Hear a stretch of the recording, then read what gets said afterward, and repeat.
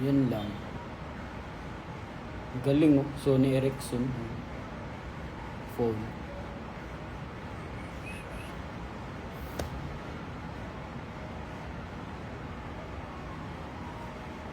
Yes, pares nga ng energy. But, malabo pa tayo sa synchronization.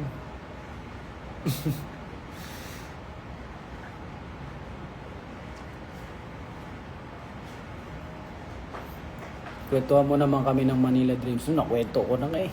Asa na ako? Nasa alamat na nga akong kwento ko. Yun na yun.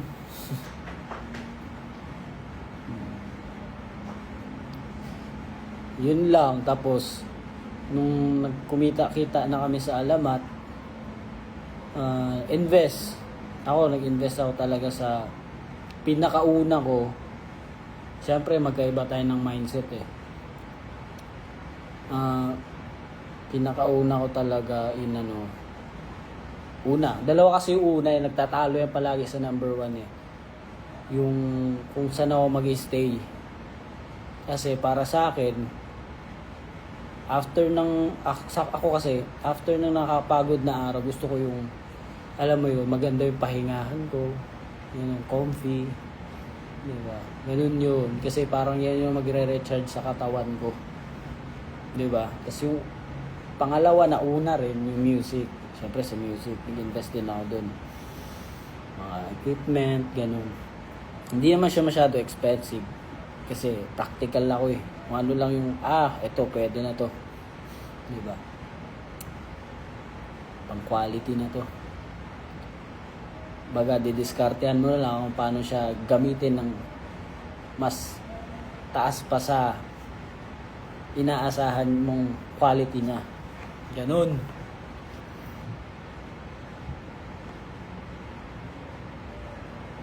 Did you get it?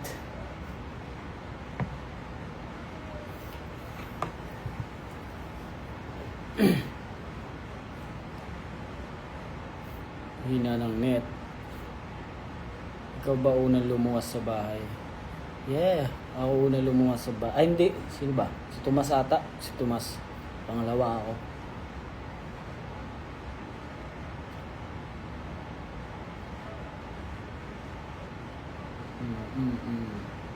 Diba? Tama. Ako lang naman yun Tama ako.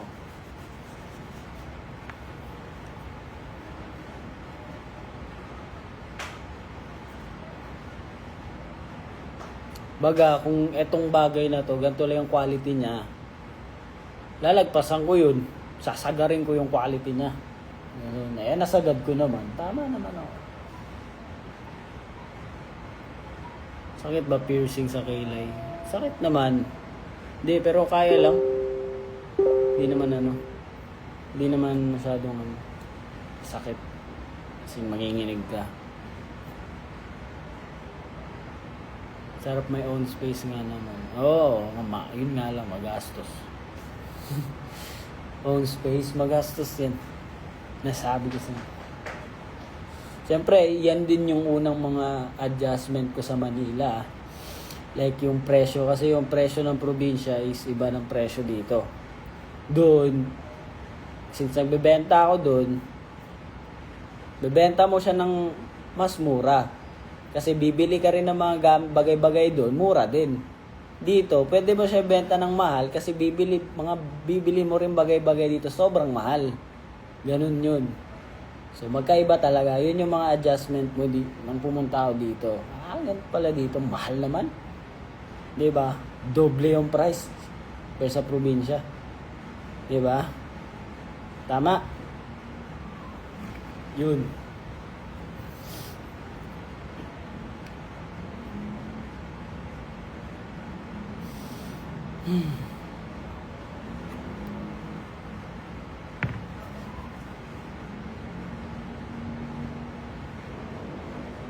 Anong unang racket mo pagdating mo sa Manila? Sabi ko nga sa inyo dati,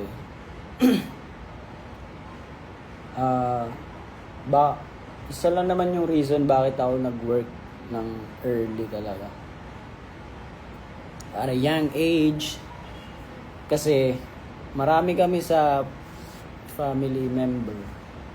Tapos ako lang yung anak ng tatay ko doon. So the rest, mga step ko na yan. Diba? So since yung stepdad ko lang bubuhay sa amin, sobrang dami namin. So may anak din siya na nag-aaral, tapos may isa nang nag-aaral na bunso. So nag-decide siya na parang hindi niya na kaya. Eh nanay ko naman ng time, wala naman siyang kaya pang papaaral kahit sa akin. Sabi ko, siyempre expect ko na yun as ako para akong salta eh. Diba? Pangit man pakinggan, pero parang ganun yung feel ko eh. So nag-decide na, tinanggap ko na lang na okay, kung hindi talaga kaya, di ba, gano'n na lang ako, magtinda na lang ako. Kasi ang ng family namin, business, kesa work, gano'n, tinda ako. Tapos, yung paninda ko dati, nilalako ko yun. Mga toothbrush, yung mga razor, blade, mga sinulid, ganun. Iba-ibang klase. Wholesale, ganun. Tapos nilalagay ko siya sa isang karton. Tapos babalutan mo siya ng tape. Ano yung yellow na tape?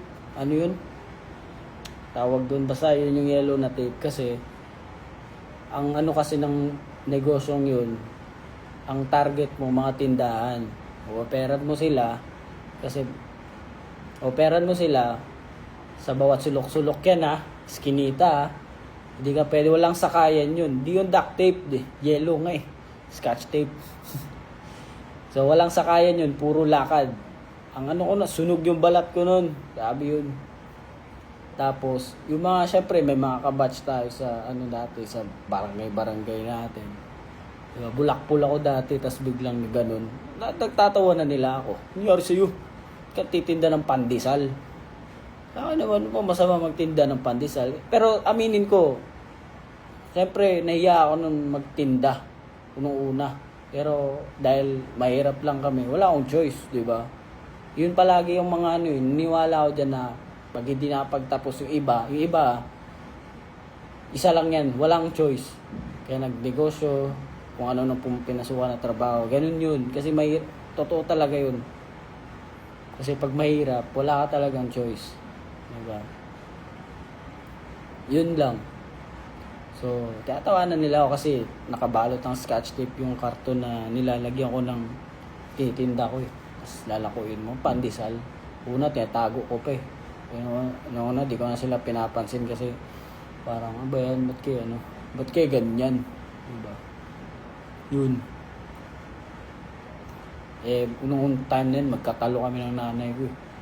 Bakit nyo kasi pag-aral, di ba? Pero uwi pa rin ng bigas. Pero yung bigas, ang pinakauna kong kalahating kilo lang. Galit yung nanay ko. Hindi niya tanggapin. Parang wala. Ewan ko din sa nanay ko nung time na yun, parang lutang siya nun. Yung nangyayari. Siyempre, yun lang yung kaya ko. Umaga hanggang gabi yun maghapon. Swerte mo na yan pag mainit. Kasi pag ulan yan, wala. Lugi. Wala kang tinda talaga. Wala kang bebenta. Yun. Tapos, ano pa bang ninray ko? Kasama ko pinsan ko, lalaki. Construction kami. Inabuso kami dun. Kasi nag-labor kami. Sila na tagapala. Same lang naman kami, labor. Sila na tagapala, kami na pinagbuhat. Mas matatanda sila sa amin. Diba? Siyempre, wala kami magawa. Kasi may pera eh. Yun. Tapos naalala ko. Kung dito na yung pinsan ko, naalala ko yun. Ang nakakatawa nun, nagbuhat kami. Isang sako yun. Puno ng lupa, bato, kung ano-ano pa. Kung anong mga kalat-kalat. Tapos, pinakarga sa amin. May tagapala, tapos kami tagakarga. Ang dami nun, isang multicab yun. Puno. Tapos nung nakarga, na pagod kami. Tapos sinama kami doon, kaming dalawa. Tapos, alam mo, abang nasa biyahe kami. Kasi wala akong phone nun eh. Kasi, can't afford naman ako, wala akong phone. Kahit Android, afford yan. Wala talagang phone nun. Tapos, abang nasa biyahe na pag-isipan namin, Sabihin mo lang, sabi niya, Wang, sabihin mo lang ha, kung tatalo na tayo ha, takas na tayo. Alala ko talaga yun. Natawa na lang ako sa pagod eh. Sabihin ko na daw kung tatakas na kami. Kasi pagod na talaga kami. After nun, pag dating namin dun, didiskarga pa namin yung mga pinaghahakot namin. Tapos, salitan kami. Baga, siya muna magbubuhat, tutulungan ko siya. Tapos pagbalik niya, siya naman tutulog sa akin, ako naman magbubuhat. Naalala ko sa kanya, pagbalik niya, sobrang putla niya. Sabi ko, bakit na nangyari sa'yo? Sumabit daw yung sako niya sa may bakal na sobrang haba. Tapos ang ginawa niya, binuhat niya pa, tinanggal niya. Kaya putlang-putla siya. Sabi, tawa ako eh. Yung na yun, kapagod yun. Babatak ka talaga dun eh. Ang dami yun, isipin mo, puno ng, kung alam nyo multicab, puno nun. Maliit lang yun ha, pero puno nun sa likod. Masahod yun. Kasi hindi nga lang katulad ng sahod dito. Labor yun. Tapos ang next ko na trabaho ay nag-resto bar ako. Doon na ako tumagal, mga magdadalawang taon na ata doon. Yun. Siya, pwedeng salitan, pwede kang umaga, restaurant siya, gabi, bar siya. Yun. Gagawin mo, lilinis ka ng table, maghuhugas, salitan talaga lahat. As siyempre, probinsya, ang pinaka doon, Sunday. Dami magiinuman dyan. Tapos yan din yung Sunday din yung pinaka nakakapagod na araw. Kasi umaga pa lang, kailangan mo na maglinis. Yung mga bote ng alak, kailangan yung bumili. Ang daming case na marami kami magtutulong-tulong. Pero alam mo yun, kapagod din siya. Wala naman talagang madali sa trabaho, di ba? So, kakakargan nyo lahat yun sa isang truck. O-orderin nyo. Tapos pag may laman na, doon na yung mabigat. So, isahin nyo yung lapag. Tapos, pagdating sa place mismo, lalagay nyo butang. Butang. Lalagay nyo sa storage nun. Yun. Tapos after ng magla-lunch kayo, tapos magpe-prep na kayo. Yun na, umaga pa lang nun, maglilinis ka na, hugas, dami. Kailangan maayos lahat yan. Tapos after nun, sabihin sa inyo kung saan ka dito, ganyan. Dito ka, sa counter ka ba, or ikaw yung ng alak, ewan ko. Yun, dami nun. So every Sunday, dami nag-aaway. Na sanay na lang din kami. Kasi, alam mo yun, may bouncer naman. Kung sino bang taga Davao dito, alam niyo City Hall ng Davao, gilid nun. Doon ako dati. Every Sunday, dami nagpapatayan dyan. Diba? Kaya nasanay na din kami. Okay. Yun na lang. Ang gagawin namin, pag may namabasag-basag dyan, habang nag-aaway, lilinisin namin para iwas sugat-sugat, diba? Wala kayo magsapakan dyan. Ganun. Alam mo yun, nisgilid mo, isasapakan, tapos maglilinis ka, liligpitin mo yung San Pedro, San Pedro. Lilisin mo yung mga bote dyan. Yan. Una, nagulat ako, siyempre, ganito pala to. Isa nasanay ka na lang. Yun.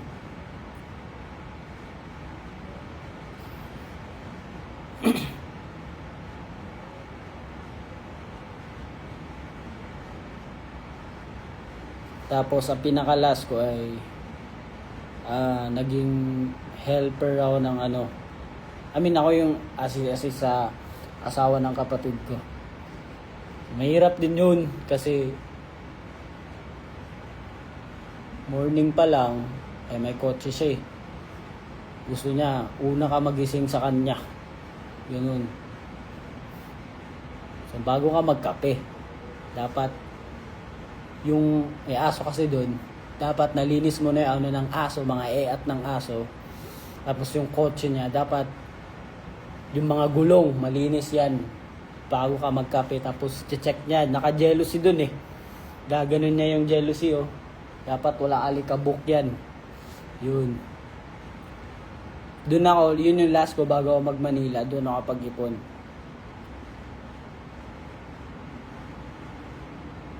Ibibigyan niya ako ng allowance eh. Yun lang.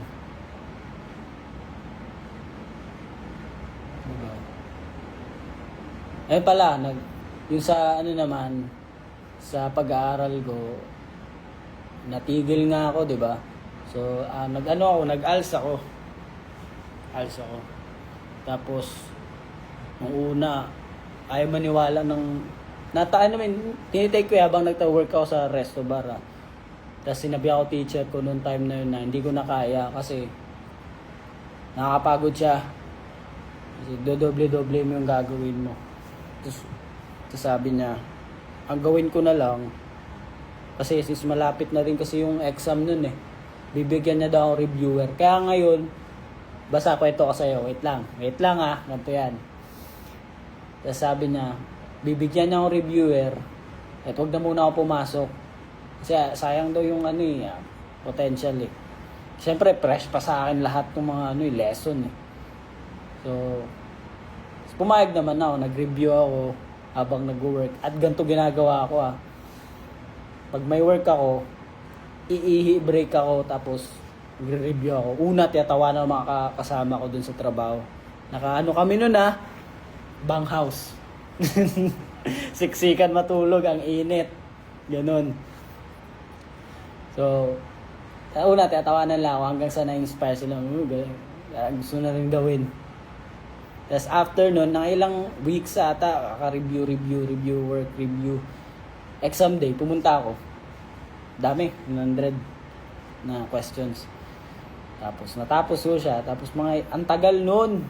In-announce ng ilang months pa. Tapos in-announce ng advisor namin nun na sino yung pumasa. Kinabahan ako, syempre. Tapos nakita ko yung pangalan ko. Walang pang result sa online.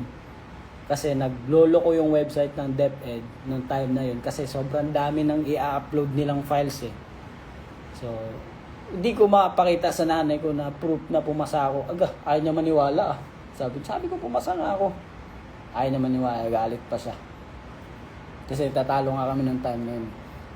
So, tapos, after nun, tagal pa lumabas yung tawag nito, yung result.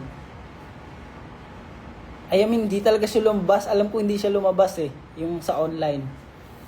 Tapos, pinapunta na lang kami sa mismong DepEd. Kunin yung certificate.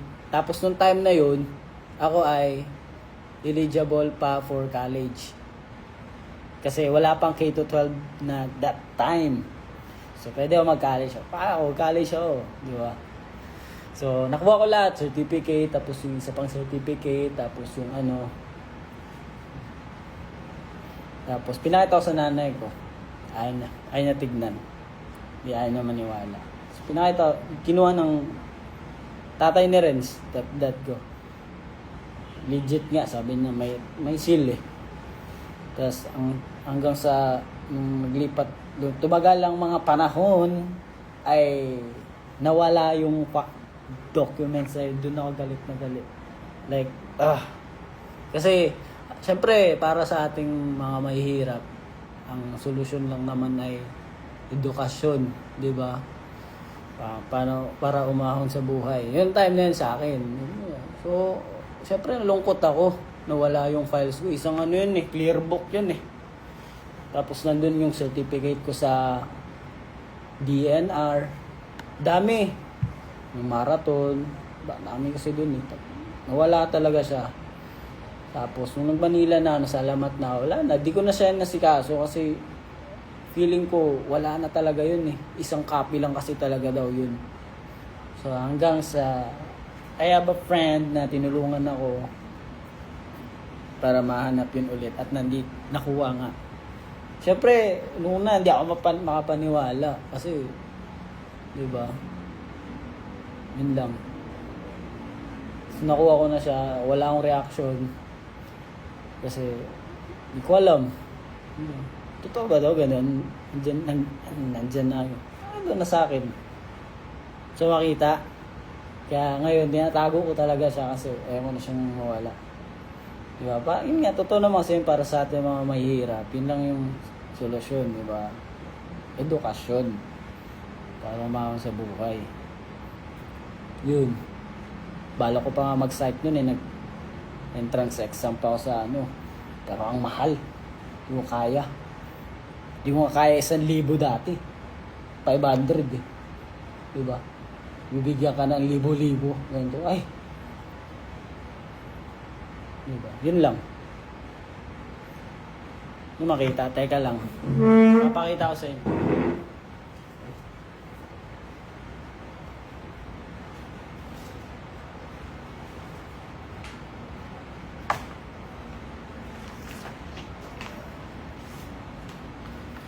Madami kasi ito eh.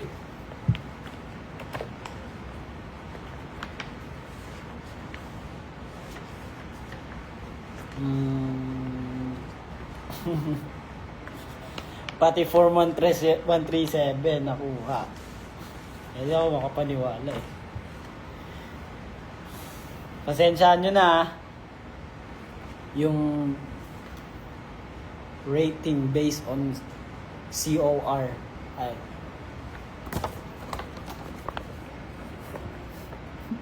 81.23.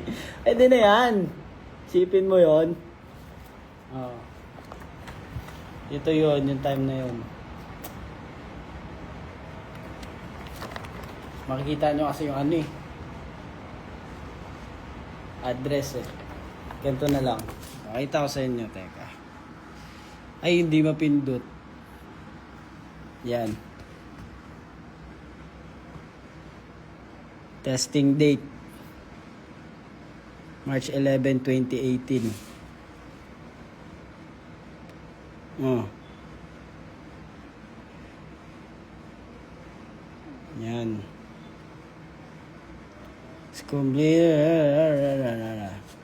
Yan. Yan yung pinag-testingan ko. Malayo siya masyado.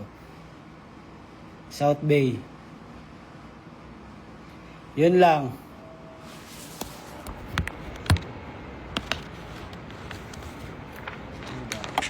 So, nandito siya lahat.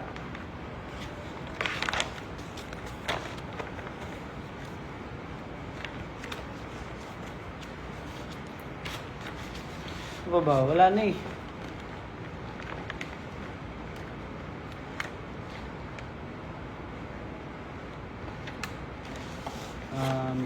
Meron akong copy dito. Ano ba to? Ang pinakamalaki ko ay na percentage ay development of South and sense of community. Yun.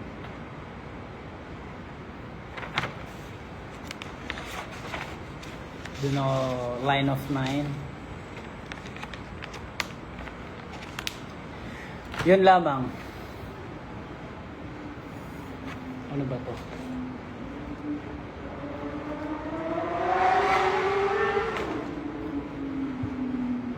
Yun lang ang aking kwento. Sana ay meron kayo napulot at huwag kayo mawala ng pag-asa.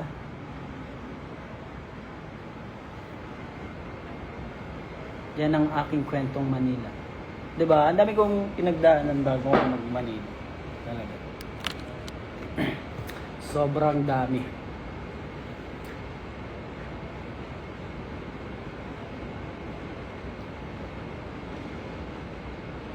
Sabi nung rider, yung rider, wala na, umalis na kanina pa.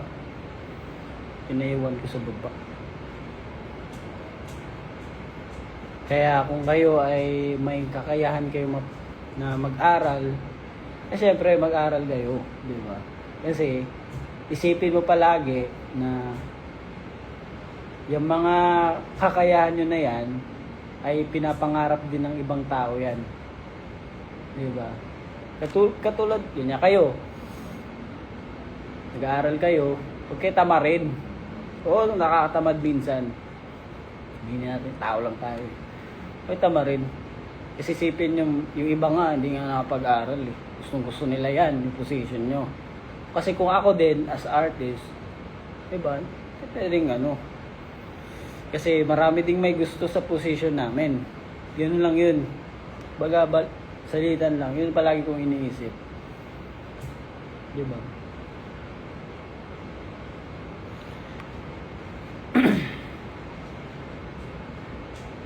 Anong motivation mo sa mga tinatamad? Okay nga lang tamarin. Pahinga lang. Ako kahit ako naman, ako ngayon na old, di pala siya old day kasi late na ako nagising eh. 10. So,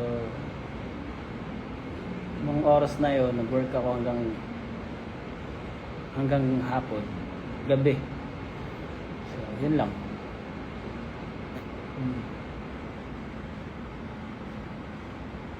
Online schooling ako? Hindi. Kasi tad kasi gusto mag-aral lang, pero tad kasi ako ng ano ngayon eh. So, medyo mahirap siya sa akin. Pero kayo, kung kaya nyo naman, why not coconut?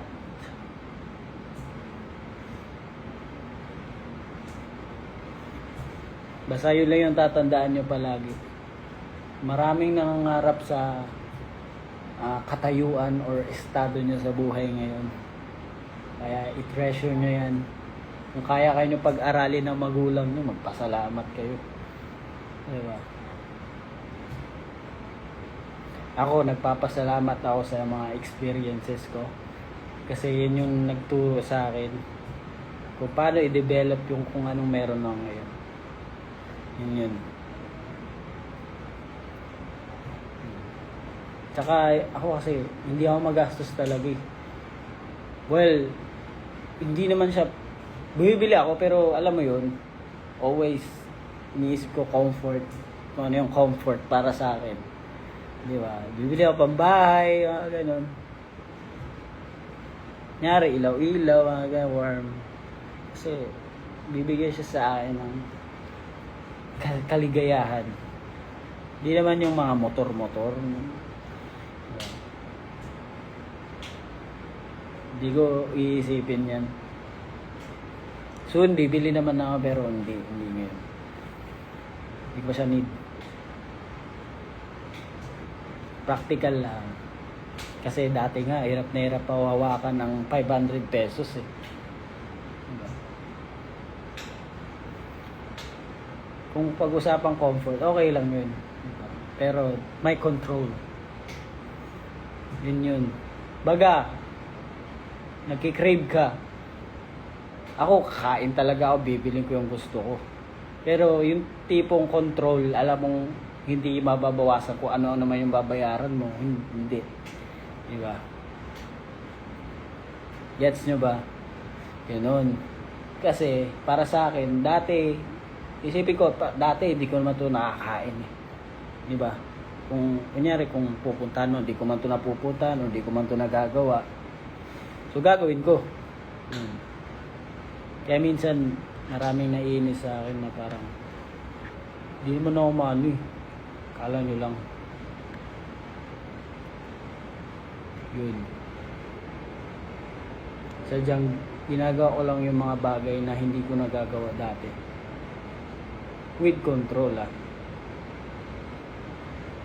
Yun. Reward yourself. Yan, pwede yan. Yan yun. Kasi kung napagod ka, pwede yan. Yun ang aking kwentong Manila. Manila Dreams. Malayo pa kami, pero alam niyo yun. Nandun na kami sa path na yun eh. Diba?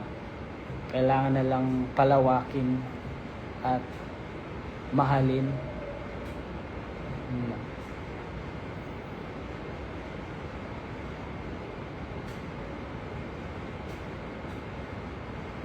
Pinaiwan nyo naman at kinuno sa order, nandun na nga sa baba.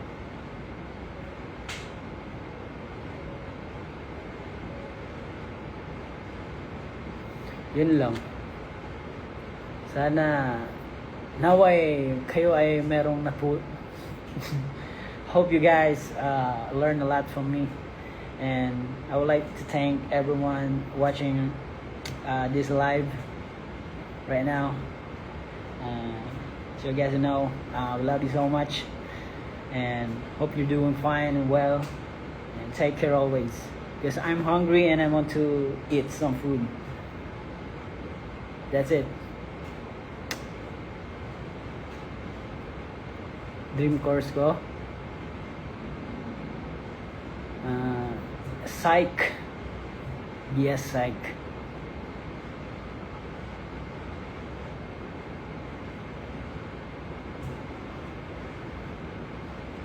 Yan lang. Magandang gabi sa inyo mga kapatid. Ay, ako'y kakain na. Kasi ang aking lalamunan, hindi pa lalamunan. Ang aking sikmura ay kumukulo.